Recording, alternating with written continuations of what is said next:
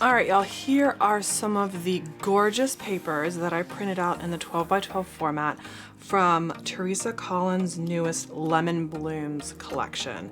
These are just absolutely gorgeous and perfect for summer. And what I am going to be teaching y'all and learning along the way is how to make a piano hinge book. So we're gonna take these, we're going to make signatures, and we're gonna put it together all in a beautiful book. So go print out your favorite papers from the collection, grab your favorite papers from your stash. Well, don't forget to hit the like button, subscribe, and follow me on all my social accounts, and let's get started. So in addition to your beautiful papers that you're going to use to bind your signatures, you're going to need some filler paper. And this, you probably can't tell, is just printer paper that has been printed with a dot grid. So I'm using that as a filler. I'll only use about 4 sheets per signature. You're also going to need some embroidery floss, thread, or thinner twine. You're going to need some skewers or shish kebab sticks to create your piano hinge, a craft knife, some glue, and a paper cutter. In addition to your supplies, go ahead and create a guide for the flaps that you're going to weave your things through. This will all become evident once we start putting everything together. But let me zoom in and show you the guide that I want y'all to make. So I am planning on making a traveler size notebook with piano hinges, so traveler size notebook wide. So that is 8 1/4 inches tall by 5 inches wide. So we need to create these flaps that we're going to be weaving our skewers through. So an 8 1/4 inch template, I just cut this out of some cardstock, the same things that I printed my paper on.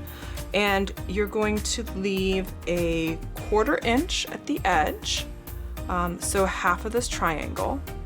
You're going to measure 1.5 inches over and then 1/2 inch.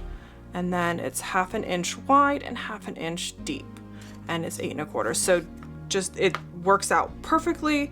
Each corner is 1/4 inch because that's half of the triangle, because you want to have those tabs to start weaving your skewer through. So yeah, this is a pretty straightforward. It just takes a lot of measuring. What was really helpful for me was this lovely metal edged grid ruler, and I will link that in the description box below. So now we can go ahead and cut all of our papers, and then we can start using this template as a guide to cut out the notches, and then we can start assembling. Now that we have our handy dandy template, we're going to start cutting all of our papers. So I'm going to start cutting my filler paper. It needs to be 10 inches wide because we're doing a 5 inch wide booklet by 8 1/4 inches tall. So I'm just going to take this big old stack, mark it at 10 inches, and then just cut it all at once. All right, so this is the 10-inch mark on my trimmer. So I'm going to mark that right here.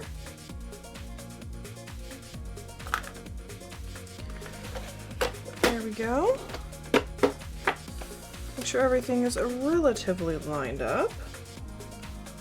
And because this is a rotary trimmer, I'm just going to keep on going back and forth and taking off pages as we go.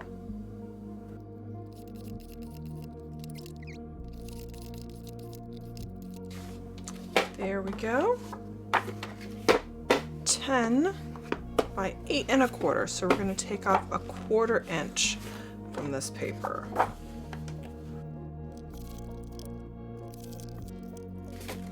All right, there we go. So we have our filler paper at 10 inches by 8 1/4 inches. So now I'm going to cut all my pretty papers to that size.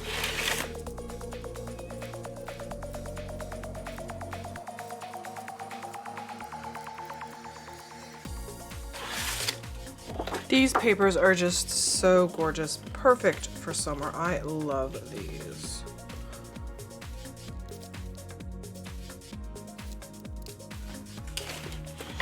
All right, last one, these yellow flowers with the great black background.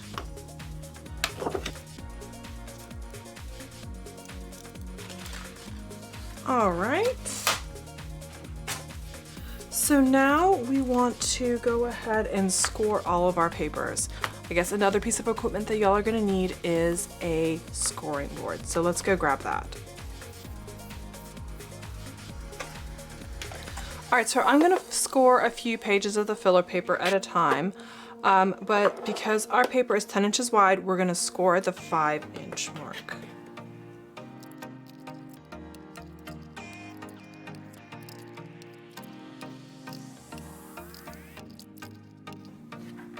Then I'm going to score the non-printed side of these because we're going to be folding them together like that.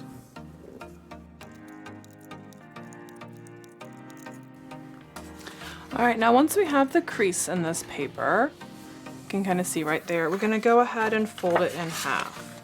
Now I like to go ahead and pull out my Teflon bone folder because it just slides along the crease and just really makes a really stiff, crisp fold.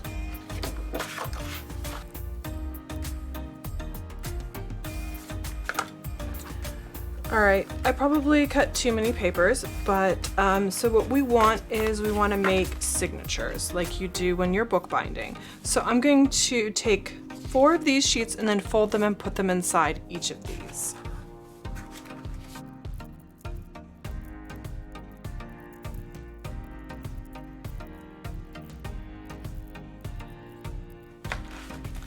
All right, there we go. Now we have our signatures. So the next thing that we want to do is align this on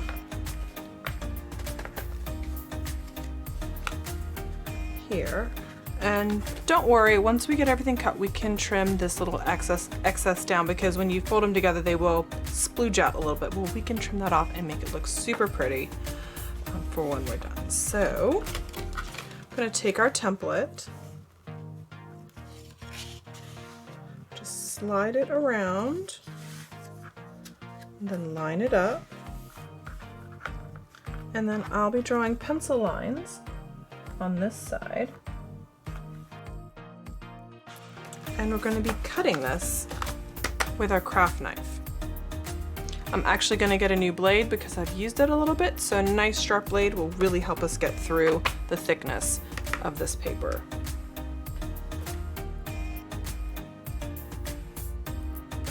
All right, I'm going to grab my metal edged ruler and I'm going to cut the pencil lines that I have traced on my cover, and I'm going to do it for all of these.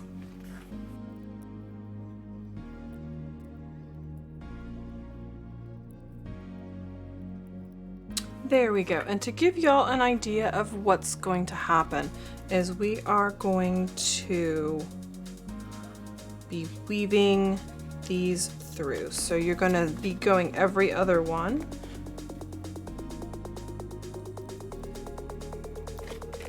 And then how you attach them together is you would weave the skewer together to the next one. So that's what we'll be doing to attach everything together. Moving on to the next one. And the reason you just want to create this template to begin with is so you don't have to measure for every single booklet, and then you can have as many signatures as you want in your book.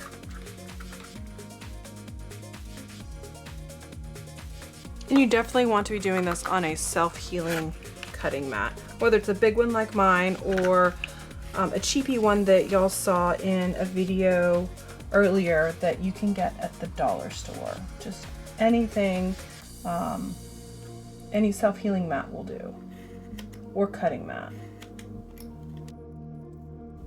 Ideally not a stone surface or some surface that's hard that would dull your blade. You want your paper to dull your blade, not the surface that you're cutting onto. There we go, another booklet down.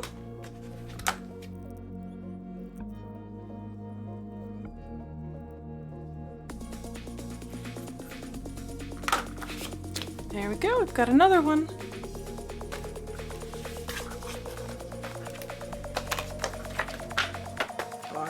Our penultimate book.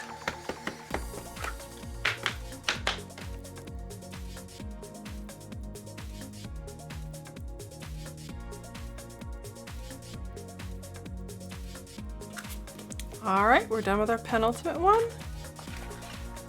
Oh, no, we actually have 2 more. This is the penultimate one. There we go. Apparently I can't count.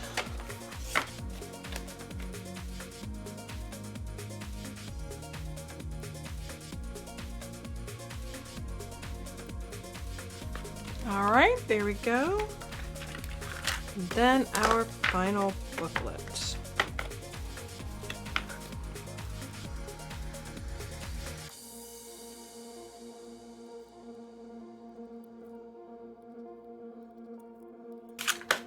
And there we go, there's our last one. Don't forget to cover your nice sharp blade. All right, so next up, I'm going to trim off this little excess paper that's sticking out, and then we'll try to test weave everything all together.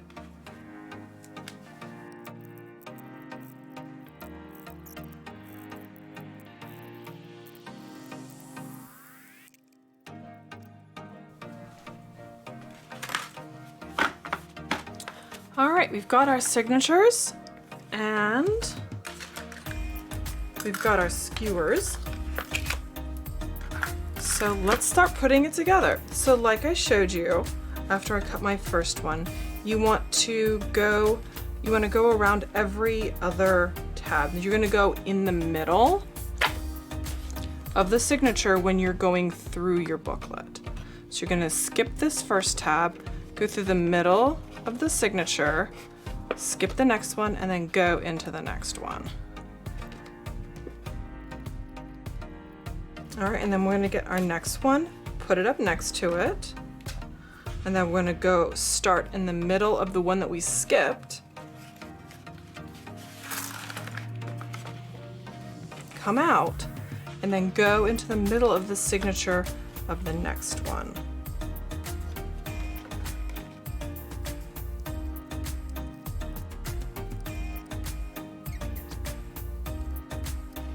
And again, I haven't ever done this binding technique before, so I am learning probably along with many of y'all.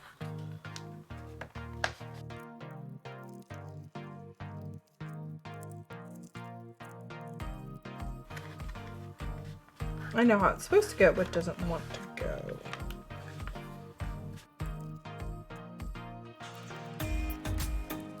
Seem to work.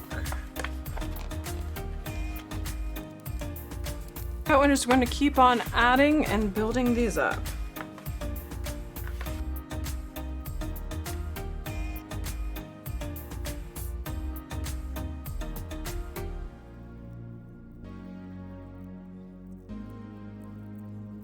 All right, so once I get it through the first one, getting it into this second diamond is kind of hard. So it just takes a little bit of finagling to kind of get it in there.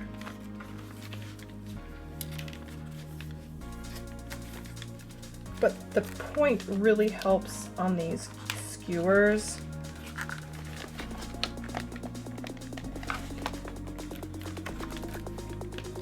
Once it's over the paper, then it really then it really just kind of slides into place.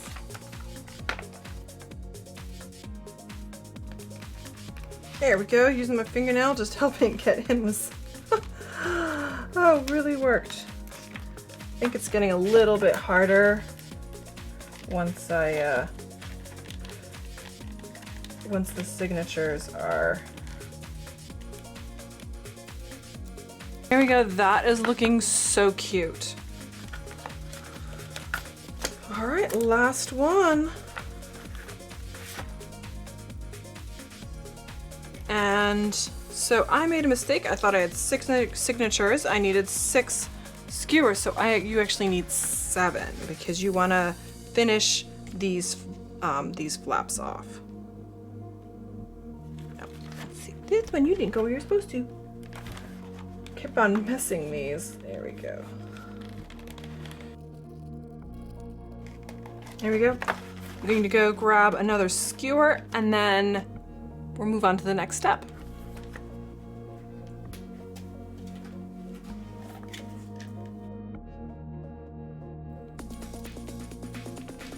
catch the skewer in the opening, I'm doing it with a fingernail. You could do it with something flat. It just seems to work. Just don't push too hard, I guess.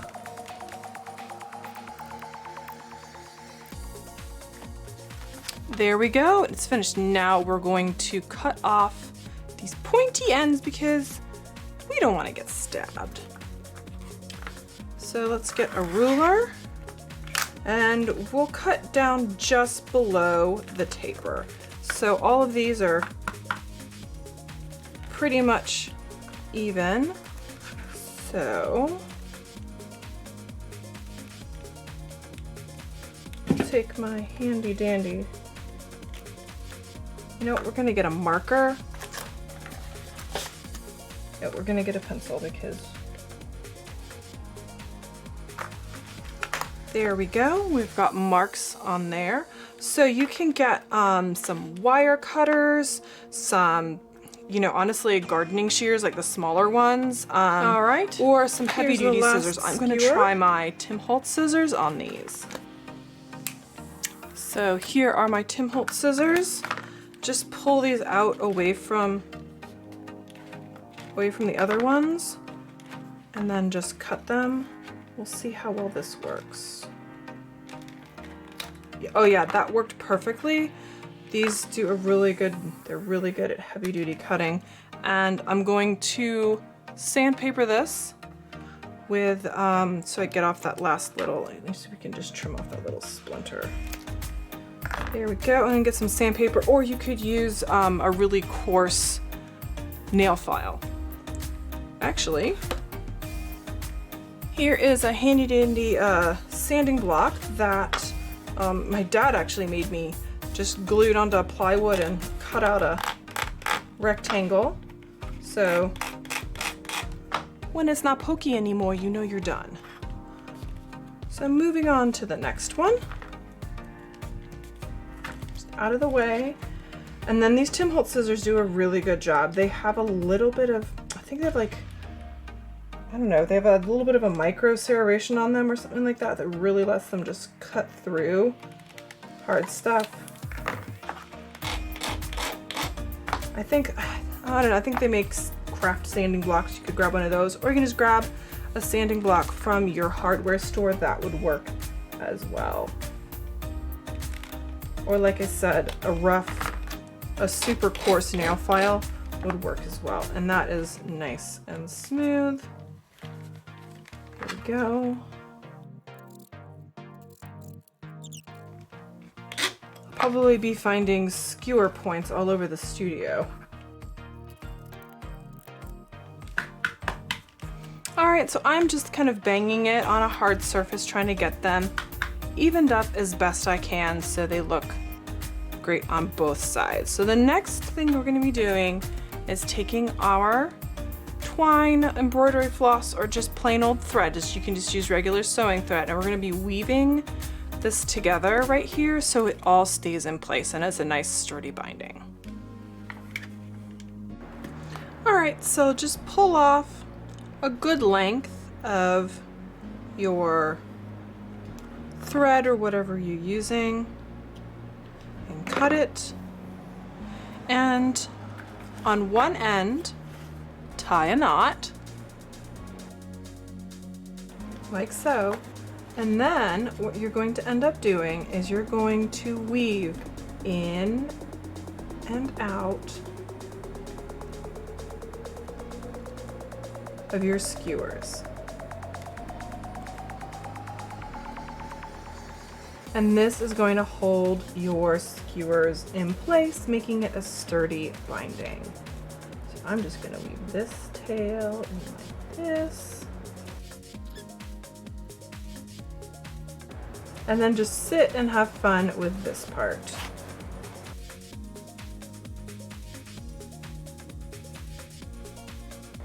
Much like you're weaving, just pack it down. So let me zoom in a little bit so y'all can see this process. So I have a couple rows already. So this is the tail end of my knot, and I'm just going up and down, just in between just like I'm weaving, like y'all probably did in elementary school. I really enjoyed the weaving. I actually remember doing it in middle school. Maybe y'all did it in elementary school. I think my kid did it in elementary school. It depends on the robustness of your arts program. And then honestly, you can do however much you want. You need to do at least, I would say at least 1/4 of an inch, if not more. I might do a little bit more than that just because this embroidery floss is variegated, and so I want to see if it will show up at all. You could, and for instead of using these kebabs, you could use chopsticks, you could use tree branches. Just remember that if you're going to use something thicker, your holes are going to have to be, your holes are going to have to, well, that came out. Your holes are going to have to be bigger, so just keep that in mind. The bigger your media, the bigger the holes are going to be, otherwise it just won't fit through. These are the nice thin ones. I've seen where they use thicker ones. Chopsticks would work too. You just have to figure out how to cut them. I thought this variegated yellow gold would go really well with the different colors of yellow in the paper collection. Now I'm unweaving. I do have a little bit of a splinter here, so I'm trying to be careful. I'll use a little PVA glue on it when I'm done, and then I think that'll just kind of fix it. I just don't want to get stabbed with it. And this is kind of meditative. I could sit in a, honestly, I could just sit down, watch TV, or just listen to podcast or something like that and really enjoy this process. So I'm actually going to finish it off here. You can see a little bit of the variegation from the light to the dark. I think that's a little out of focus. Let's see. There we go. Okay, so there we go. So this is this is going to be the final one. So we'll make a little bit of a knot here. There we go. We'll cut it. I'm gonna probably use the rest of that for the other half.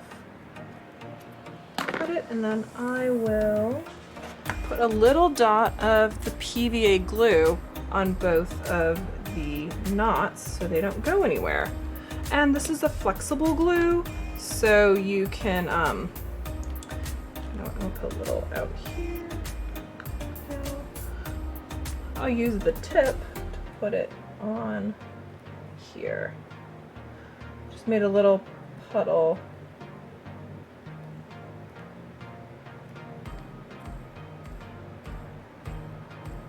Don't want it to be too messy, but I definitely want it to be secure. Just keep on dabbing around the knot, and then once it dries, we can cut off the little tail, and no one will be the wiser, and you will have a beautifully finished book. Here we go. Let's get a baby wipe to clean up that glue. Because I did print these papers on an inkjet printer, I don't want to get any moisture on them and possibly have the ink run. So there we go. We'll put this off to the side. And then we will begin on the other side, just like we did the first side. So we're going to tighten that. I'll make the tail a little less obnoxious. Hold it out of the way. We'll do a double knot for you because you just seem to want to come undone. There we go. And then just nicely weave up and down your skewers.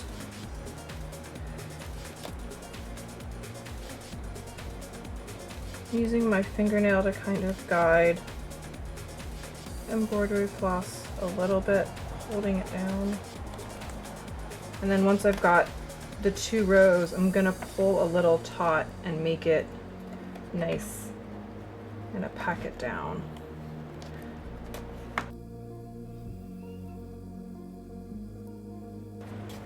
Let's count how many rows we had before. So 1, 2, 3, 4, 5, 6, 7. So we'll do, so we had 7 rows on this side, so we'll do 7 rows on this side. So we have, let's see, 1, 2, 3, 4. Oh, and sorry y'all if there's any background noise. I had to open my windows and turn on my fan because I didn't want to turn the AC on, and it got a little hot here the day I was shooting.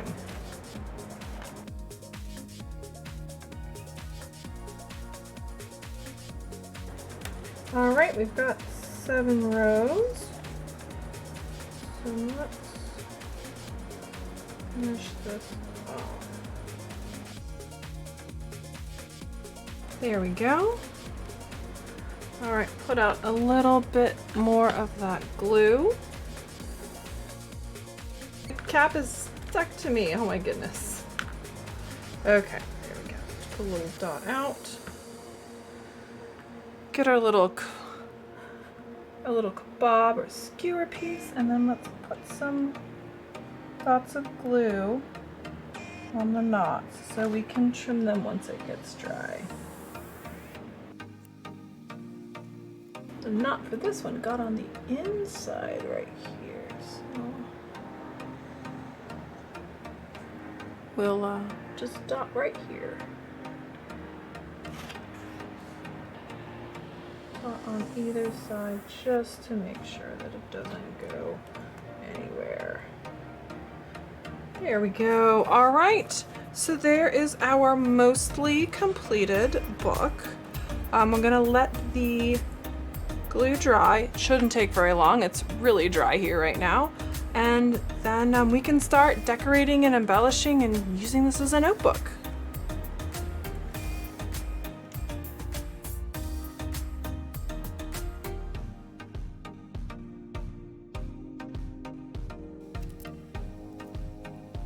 All right, and there we have it. We have a finished notebook. This is gorgeous. You can, you know, put anything in it. You can add embellishments to it, whatever you like. This was so much fun to make, and you can use really anything for that. So I hope you all enjoyed the video. Don't forget to like, subscribe, and follow me on all things social, and I'll see y'all in the next video. Bye!